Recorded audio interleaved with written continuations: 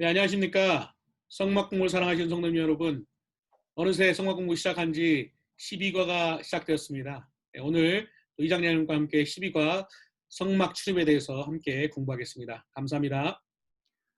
예, 감사합니다. 여러분 안녕하십니까? 어느새 벌써 12과가 되었습니다. 그래서 오늘은 성막 출입을 누가 했나 그런 제목을 가지고 성막 안으로 들어가는 법을 배우는 공부를 1시간 다뤄보겠습니다.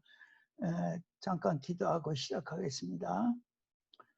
죄 많은 저희들을 예수 그리스도의 십자가 은혜로 죄 씻음 받고 구원의 반열에 오르게 하여 주심을 감사합니다.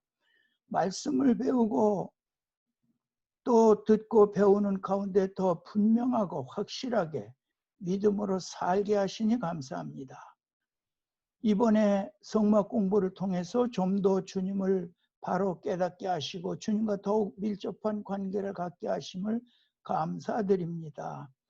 오늘은 성막에는 누가 드나 들었는가를 살펴보므로 주님 앞에 더 가까이 나아갈 뿐 아니라 어떻게 사는 것이 주님과 함께 동행하는 삶인지 이 공부를 통해서 더 깊이 깨닫게 하여 주시옵소서.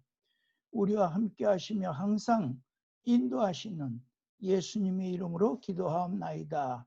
아멘.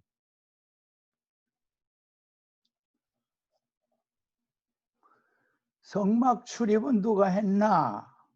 그래서 어떤 건물에 드나들려면은 드나들 수 있는 자격 있는 자가 있죠. 어떤 집이라면 주인이나 가족이나 초청받은 자, 허가된 자, 그런 사람이 그 건물에 드나들 수가 있지 않습니까? 회사 건물 정문에는 수위가 있듯이 성막 동편문 앞에는 제사장들이 출입하는 사람들을 잘 살피고 인스펙션하고 있습니다. 성막의 뜰에는 아무나 들어갈 수 있습니다. 그러나 일반 백성들은 뜰에는 들어갈 수 있어도 회막, 즉 성소 안에는 들어가지 못합니다. 예, 우리가 성막을 공부하면서 성막에 들어가려면은 목적이 있어야 되는데 첫째로 하나님 만나기 위한 목적으로 들어가야 됩니다. 우리가 교회를 가는데 교회 가는 목적이 다른 목적 가지고 가서는 안 되지요. 예배드릴 목적을 하나님 만나기 위해서 교회 가는 거나 마찬가지로 성막에 갈 때에는 거기 성막 안에 들어가서 무슨 오락을 한다든지 유흥을 한다든지 또는 다른 목적으로 성막에 들어가서는 안 되고 하나님 만나기 위하여 죄 용서함 받기 위해서 제사 드릴 목적으로만 성막에 들어가야 하는 것입니다. 성막 공부는 이제 모든 율법의 종합적인 공부를 하는 것이 되겠습니다. 그래서 종합 비타민 같습니다. 우리가 비타민제, 영양제, 그래서 그 종합 비타민을 먹는 거나 마찬가지로 성막 공부가 우리 율법을 공부하는데 성경 전체를 공부하는데 종합적인 공부가 되겠습니다. 그 다음에 우리가 성막을 공부하는 목적이 무엇이냐? 성막에서 무엇을 배울 수 있느냐? 예수 그리스도를 우리가 배울 수 있다 하는 것입니다. 성막 공부를 통해서 우리가 예수 그리스도를 제껴놓고 공부한다면 아무 소용이 없는 것입니다. 성막 공부 전체가 우리 예수님을 공부하는 것이기 때문에 우리는 성막 공부를 통해서 예수님이 어떤 분인가, 무슨 나를 위해서 어떤 일을 하셨는가, 그런 것을 성막 공부를 통해서 우리가 깊이 있게 깨닫게 되었던 것입니다. 그런데 성막에는 누가 들어갔었느냐, 누가 드나들었느냐? 첫째로 백성들이 들어갔었습니다. 백성들. 이스라엘 백성들이면은 누구나 성막에 들어갈 수가 있었던 것입니다. 백성들이 성막에 들어갔었지만은 일반 백성들은 뜰에만 들어갈 수 있었지 성소에는 못 들어갔습니다. 그래서 누구나 들어갈 수가 있었다. 그래서 여기서 성막에는 누구나 들어갈 수 있었다는 그런 말씀을 기억하면서 우리 교회도 지금 우리가 나가는 교회도 마찬가지입니다. 아무나 오게 누구나 교회에 들어갈 수 있다는 것은 이제 우리가 복음을 증거할 선교를 한 당위성이 되는 것입니다. 하나님의 복음은 누구나 들을 수 있게, 누구나 교회에 들어올 수 있게, 그때 성막에는 아무나 들어갈 수 있었던 거나 마찬가지로 우리는 복음을 증거해서 많은 믿지 않은 분들이 이제 교회에 들어와서 예수를 믿을 수 있도록 그렇게 해야만 되는 것입니다. 백성들이 성막에 들어갔었습니다. 그래서 두 번째로는 제사장들이 성막에 들어갔었던 것입니다. 제사장들, 그 제사장들이란 무엇이냐면은 기름 부음을 받은 레위지파 자손들의 제사장들. 그래서 이 제사장들은 옷을 보고 우리가 알 수가 있습니다. 왜냐하면 제사장 예복을 입은 자들이 항상 성막에서 일했던 것입니다. 이 기름 부음을 받았다. 그래서 그 기름에 대한 것을 조금 후에 자세히 설명을 드려보기로 하겠습니다. 이제 성막에는 제사장들이 드나들었는데 제사장들은 예복을 입어야 합니다. 반드시 제사장 가운을 입고 예복을 입고 성막에 드나들었던 것입니다. 여기 있는 이 분은 대제사장입니다. 대제사장 이 예복은 대제사장 가운은 독특한 것입니다. 이스라엘 백성들이 한 200만 명이 있었다고 하지만은 그 중에서 이 옷을, 이 대제사장 가운을 입은 사람은 한 사람뿐입니다. 이것은 이스라엘 백성 가운데에서 이 옷은 하나밖에 없습니다. 하지만 이 제사장 복은 세 가지를 입었는데 세마포 옷, 허리에 띠, 머리에 두건, 이렇게 세 가지가 제사장들이 입는 예복이지만은 대제사장 복은 복잡합니다. 8가지 옷을 입었는데 잠시 후에 이것을 하나하나 살펴보기로 하겠습니다. 여기는 대제사장이 대속죄일에 지성소에 들어갈 때 입었던 옷 같습니다. 이렇게 세마포 옷을 입고 대제사장이 대속죄일에 지성소에 들어갔었지, 이와 같은 대제사장복, 여기 딸랑딸랑 방울 달린 옷인데 이것을 입고 지성소에 들어갔던 것이 아니다 하는 것을 잠시 후에 좀 더 자세히 설명드려 보기로 하겠습니다. 이 제사장들의 예복, 가운에 대해서는 출애굽기 28장에 잘 기록이 되어 있습니다. 제사장 위임식을 어떻게 했는가? 여러분들이 출애굽기 29장을 연구하시면은 그때 당시에 제사장들은 임직식을 한 그런 순서와 방법을 우리가 공부할 수가 있겠습니다. 그래서 대부분 최근에 우리 장로교에서도 장로님이나 목사님을 임직할 때에 대충 비슷한 방법입니다. 이때의 제사장들도 이제 시험도 치렀고 또 이때의 이분들은 기름을 발랐습니다. 기름을 머리에다 부었는데 지금 우리 장로님들 임직할 때에는 안수를 하지 않습니까? 그것만 좀 다르지 비슷한 순서와 방법으로 임직을 한 것을 출애굽기 29장에서 우리가 볼 수가 있겠습니다. 제사장들이 성막에 들어가서 뭘 했느냐 하면은 제사장들이 한 일이 동편문에서 제사장들이 드나드는 분들을 잘 살핍니다. 인스펙션을 합니다. 뜰에서 번제단에서 하는 일들에 대해서 우리가 육가에서 번제단 공부할 때 말씀드렸죠. 제사장들이 여기서 어떻게 피를 뿌리고 제물들을 번제단 위에다 올려놓고 불을 태웠는지를 여러분들이 잘 기억을 하실 줄 압니다.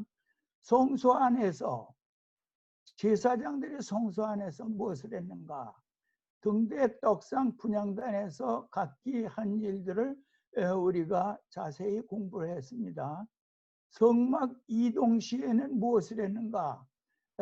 그래서 6개의 성물들을 고앗 자손들이 메고 갔다. 이동할 때에 제사장들은 성막을 전부 다 분해하고 해체하고 그리고 운반해서 또 다시 조립을 해서 셋업을 하고 그와 같은 일을 성막을 관리하는 일을 제사장들이 했던 것입니다. 제사장들은 3가지로 구분이 되는데 지파제사장, 레위지파 자손들은 지파제사장입니다.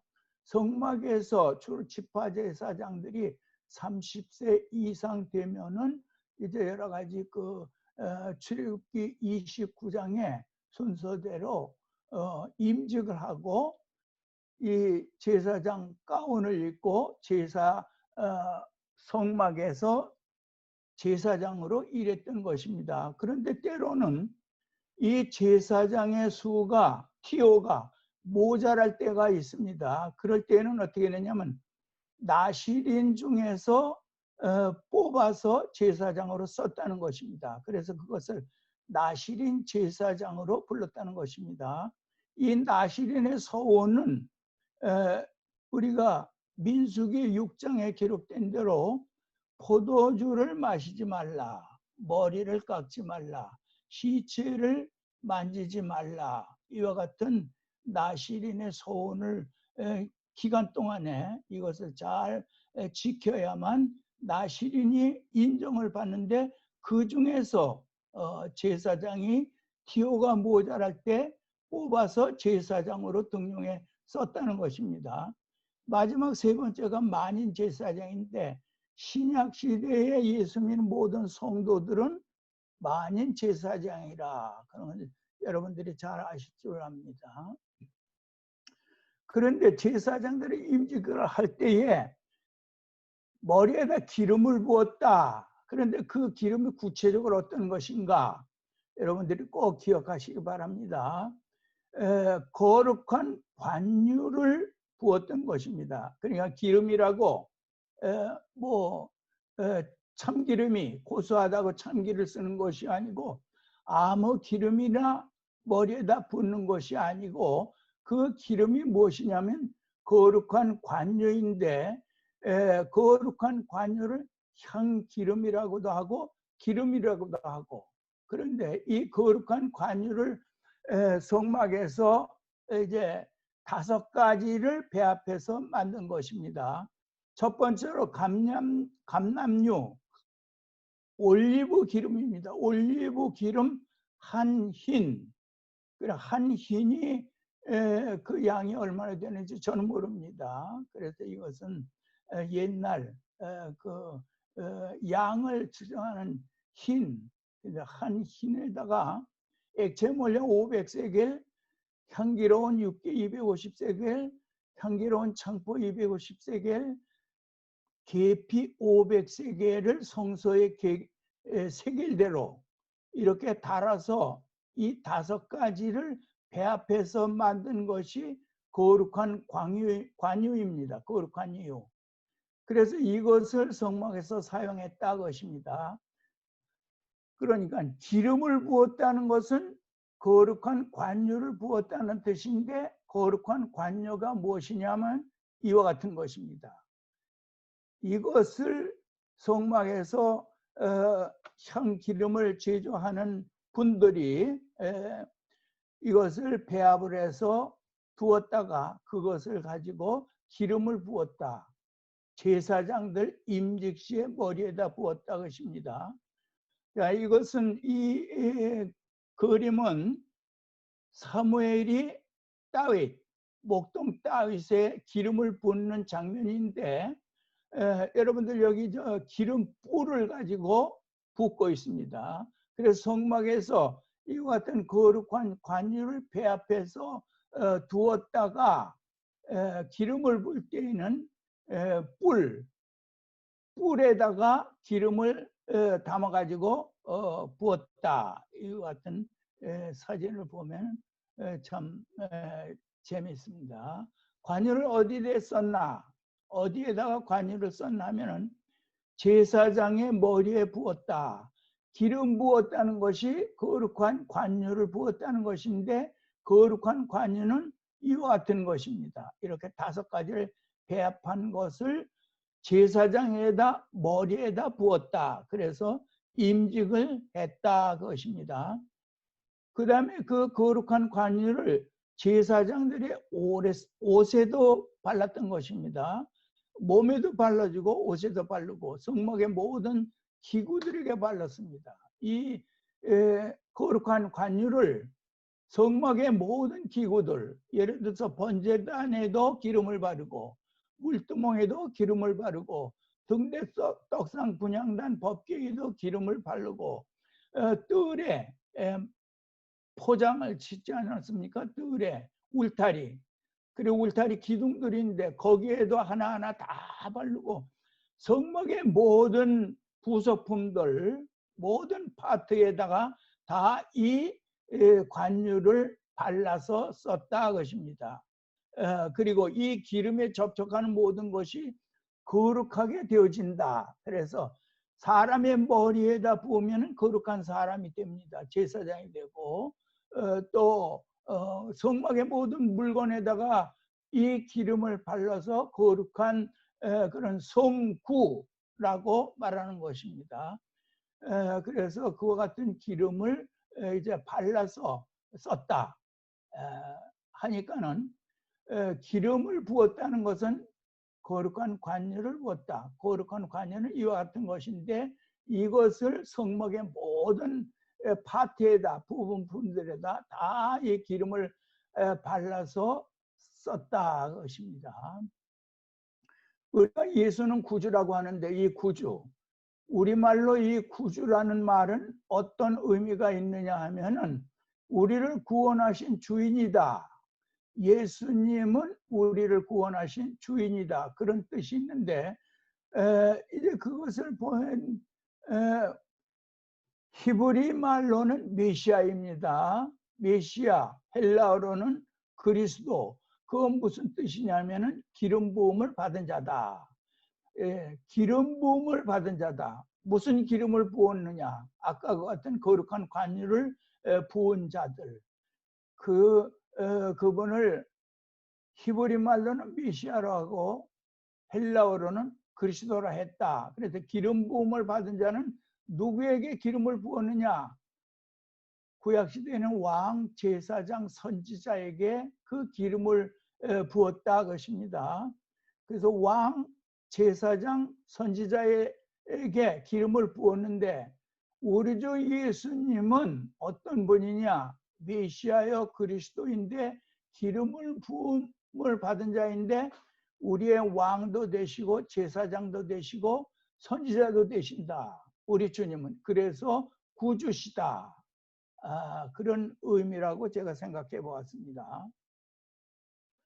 여기 뜰인데 뜰. 성막의 안 뜰입니다. 뜰에 번제단이 있고 뒤에 물두멍이 있고 성소와 지성소가 있는데 여기서 무엇을 볼 수 있느냐면 제사장들이 이 하얀 옷을 입은 분들이 다 제사장들이다. 그래서 이분들이 뜰에서 이와 같이 일을 했다 것입니다.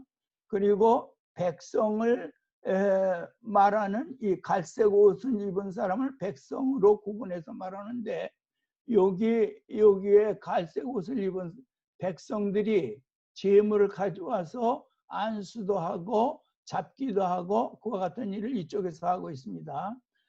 여기는 이 잡족들인데 이제 성막에서 여러 가지 그 헬퍼를 했습니다. 나무에 오고 또 물기로 오고, 물기로 오는 사람이 있습니다. 물기로 오고 또 화부 역할도 하고 그와 같은 일들을 했습니다. 근데 여기에 이제 제사장도 있고 백성도 있고 일하는 사람들도 있는데 한 분 빠진 분이 있죠. 우리가 제일 그 이 성막의 모든 일들을 지휘 감독하는 대제사장, 그 대제사장을 한번 모셔오겠습니다. 이분이 대제사장입니다. 그래서 이 대제사장 가운은 이스라엘 나라에 하나밖에 없는, 이스라엘 백성들이 200만 명이 되지만 이 옷을 입은 사람은 이 대제사장 한 사람인데, 이것은 굉장하게 값비싼 가운입니다. 이거 다 보석인데 보석이 16개가 들어갔습니다. 요 흉패에 12가지 보석, 그리고 여기 견대에 2개의 보석, 또 이 흉패 속에 운밈과 둠밈 보석, 그래서 16개의 보석으로 만들어진 굉장히 값비싼 이 가운을 입은 분이 대제사장입니다.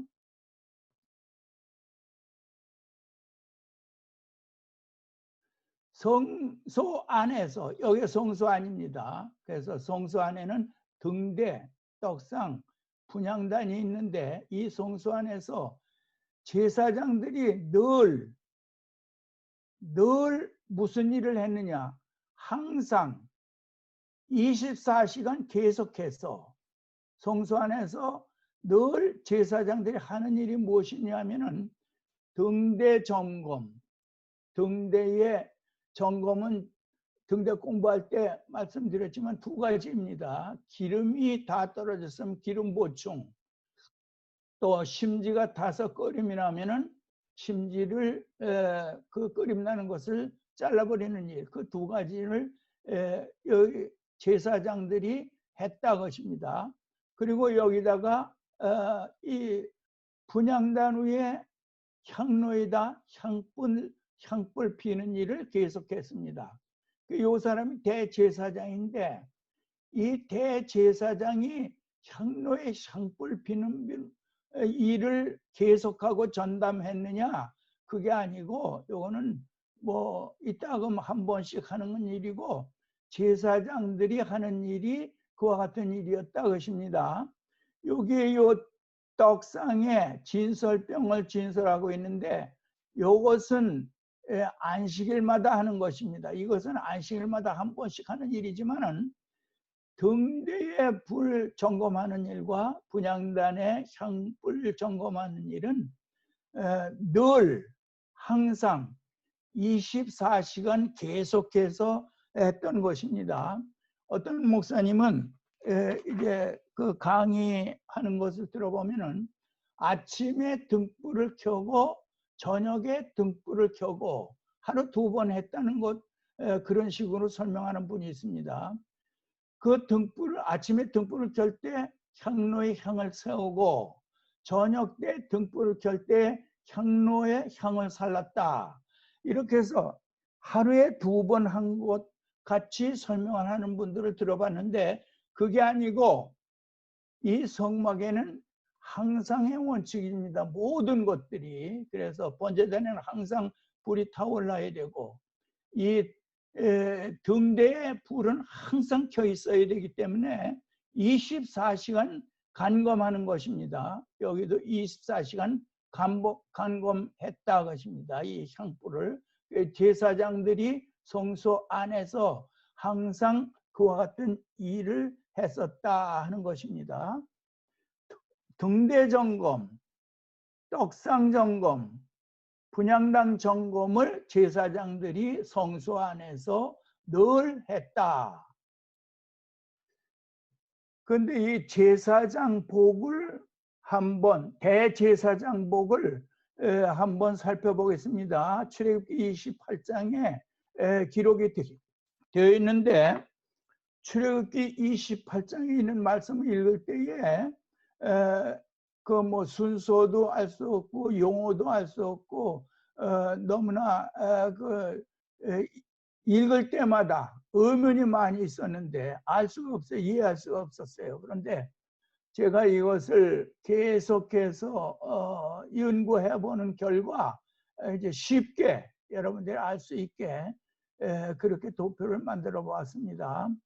제일 첫 번째로 읽는 것이 고의입니다. 고의.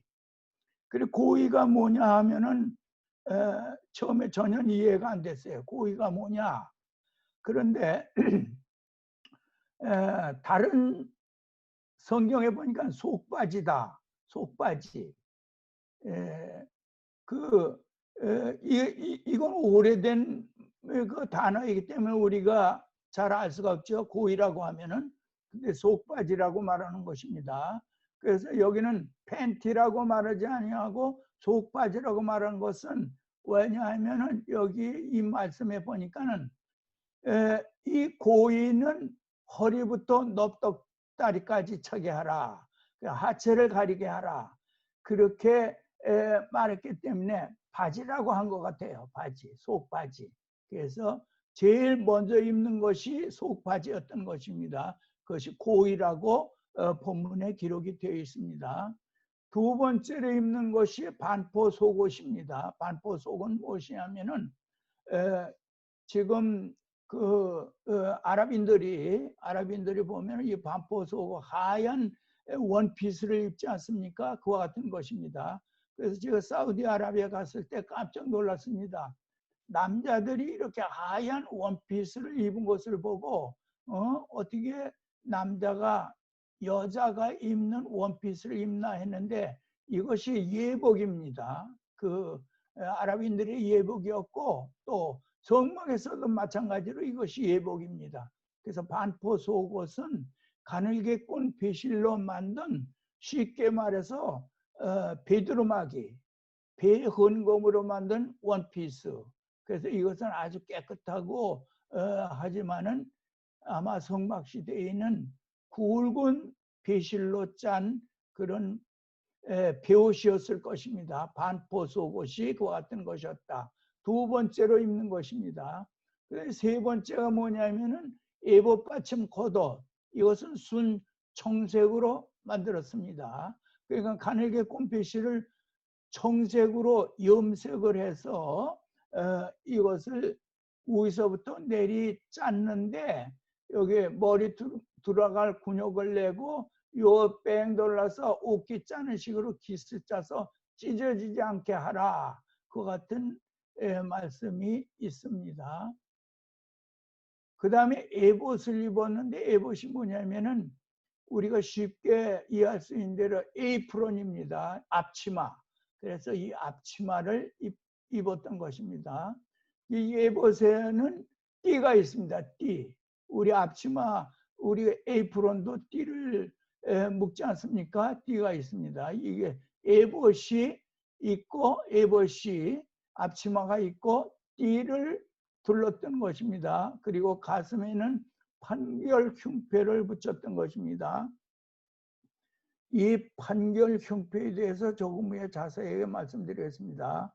그 다음에는 양 어깨에다 견대를 붙였습니다. 계급장과 같이 견대를 붙였는데 호마노에다가 이스라엘 12 아들의 여기 6 아들 이름, 여기다 6 아들 이름.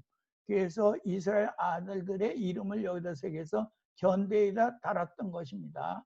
그 다음에 머리에다가 관을 썼는데, 모자를 썼는데, 이 두건을 쓰고 이마에는 금패를 만들어서, 금으로 패를 만들어서 여기다가 여호와께 성결이라 그렇게 새겼습니다.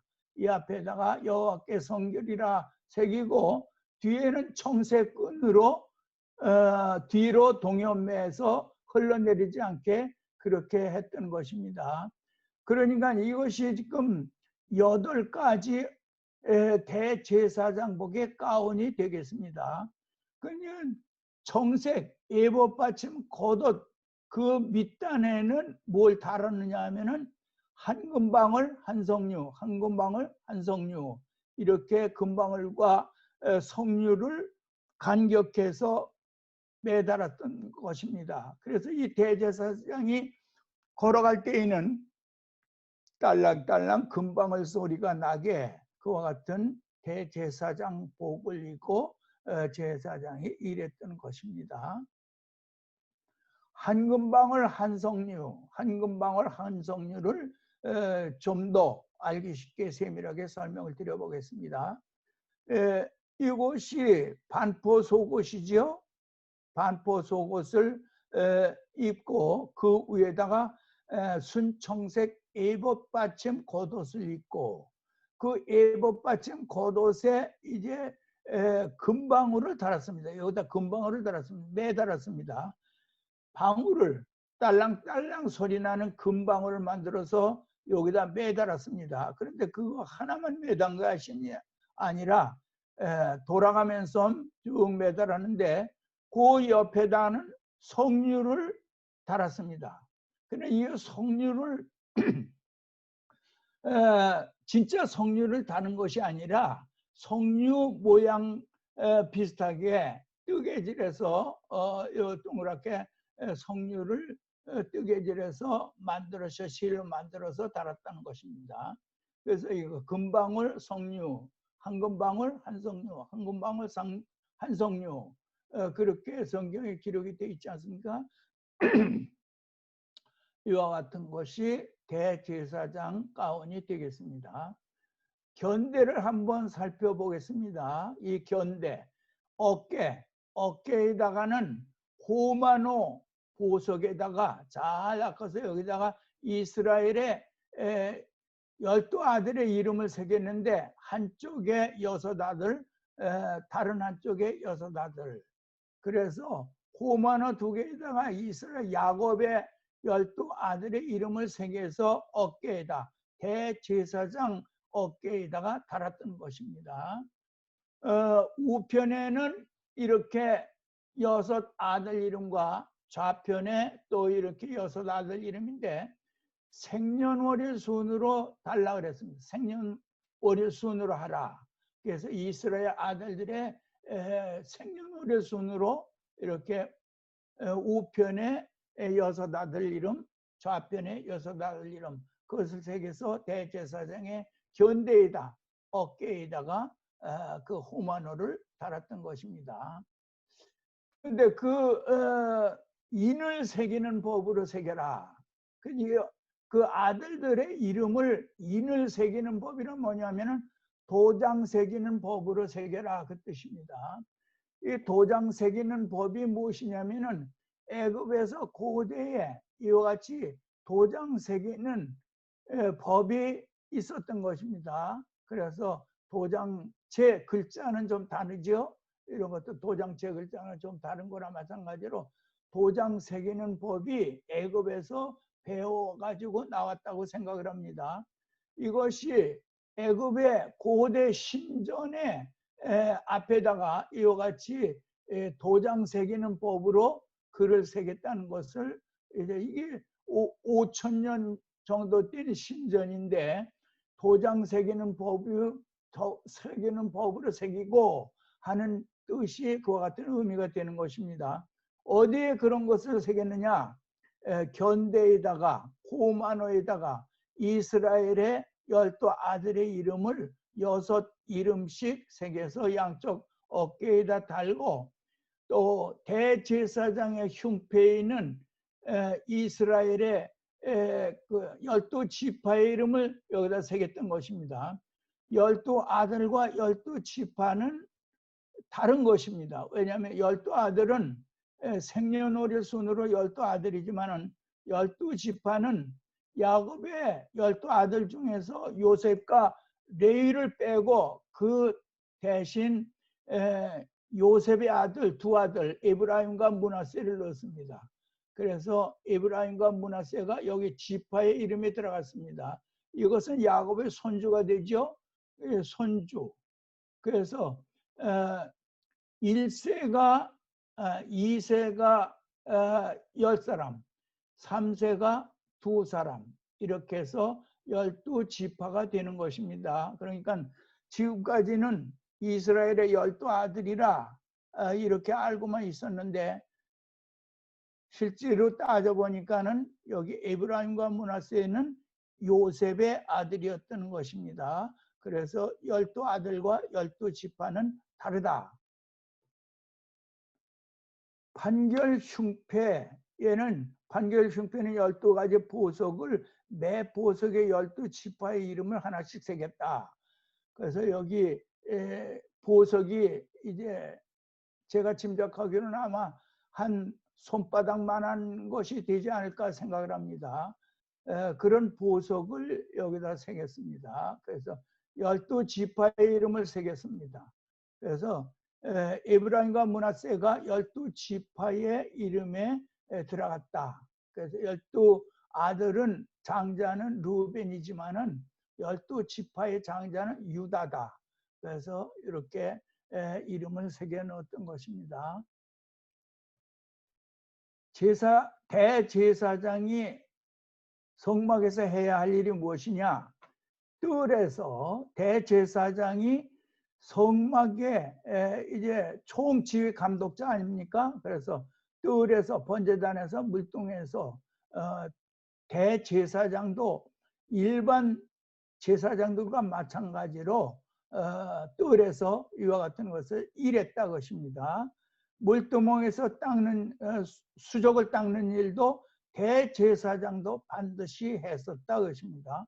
성소에서 아까 본 사진과 같이 떡상 등대 분향단 관리하는 일을 대제사장도 했다 것입니다. 그래서 그런 것들을 지휘 감독하는 일을 대제사장이 성소에서 했다 것입니다.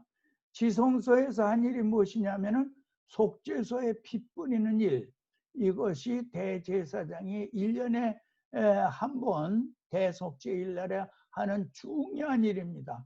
온 백성들의 죄를 사하는 그런 속죄하는 일입니다. 판결하는 일, 재판하는 일, 백성들을 축복하는 일, 성소에서 총지휘하는 일, 율법 강자도 했던 것입니다. 그 다음에 지성소에서 금방울 소리가 들리는가? 이게 무슨 얘기냐면은 우리 한국에서 지금까지 우리가 배워온 것은 이제 대제사장이 지성소에 들어갈 때에는 딸랑딸랑 방울 달린 옷을 입고 지성소에 들어가는데, 만약에 거기서 어떤 일이 벌어져서 죽었다 하면은 시체를 누가 들어가서 끌어내릴 수가 없으니까는 들어가기 전에 끈을 메고 들어갔다가 금방울 소리가 안 나면은 줄로 끌어냈다 하는 것이 우리가 잘못 배워왔다는 것입니다. 출애굽기 28장 35절에 보니까는 금방울 달린 대제사장은 제제사장복, 아까 8가지 대제사장복을 말씀드렸죠. 그 대제사장의 예복은 성소에 들어갈 때와 나올 때, 성소에 들어갈 때만 입으라 그랬습니다. 지성소가 아니라 것입니다. 레위기 16장 4절 보니까 대속죄일에 지성소에 들어갈 때에는 세마포 옷만 입고 들어갔다. 세마포, 반포 속옷, 그것만 입고 들어갔다 것입니다. 그 다음에 레위기서 16장 23, 4절 보니까 지성소에 들어갈 때 입었던 세마포 옷을 벗고 목욕하고 자기 옷이 뭐냐 하면은 아까 말씀드린 대제사장복, 대제사장의 가운 8가지 그 예복을 입었다 것입니다. 그러니까 지성소 들어갈 때에는 벗고 들어갔다가 세마포 옷만 입고 들어갔다가 다 마치고 나와서는 세마포 옷을 벗고 대제사장 자기 가운을 입고 나와서 번제를 드렸다. 그래서 이제부터는 여러분들이 대제사장이 딸랑딸랑 방울 달린 옷을 입고 지성소에 들어갔다고 말하면은 창피당합니다. 왜냐, 이와 같은 것을 우리가 지금 다 공부하고 있기 때문에. 거룩한 관유, 아까 말씀드린 거룩한 관유 다시 한번 보겠습니다. 이 거룩한 관유는 감람류 한 흰, 액체몰려 500세겔, 향기로운 육개 250세겔, 향기로운 창보 250세겔, 계피 500세겔을 배합해서 만든 것이 거룩한 관유라 그랬죠. 이 관유를 우리가 어디 썼나 하는 것도 아까 말씀을 드렸습니다. 이 주 재료가 무엇이냐면은 감람류 기름이었던 것입니다. 이제 이 감람나무에서 이와 같은 감람 열매를 따가지고 기름을 짜서 그 기름이 거룩한 관유의 주 재료였지만은 그거 한 가지 기름을 사용한 것이 아니라 이와 같이 5가지를 배합한 것이 관유다. 관유에 대해서 제가 쭉 살펴보니까는 이 거룩한 관유를 어떤 때는 관유라고도 하고 어떤 때는 향유, 어떤 때는 기름 그렇게 부르기도 한 것을 레위기서나 그 민수기서에서 제가 볼 수가 있었던 것입니다. 그래서 이것이 같은 것이 아닌가 제가 그렇게 생각을 해봤습니다. 거룩한 관유를 관유라고도 부르기도 하고 향유, 기름이라고도 말하기도 했다 것입니다. 그리고 기름을 부었다는 것은 거룩한 관유를 부었다. 그렇게 기억을 하시면 되겠습니다.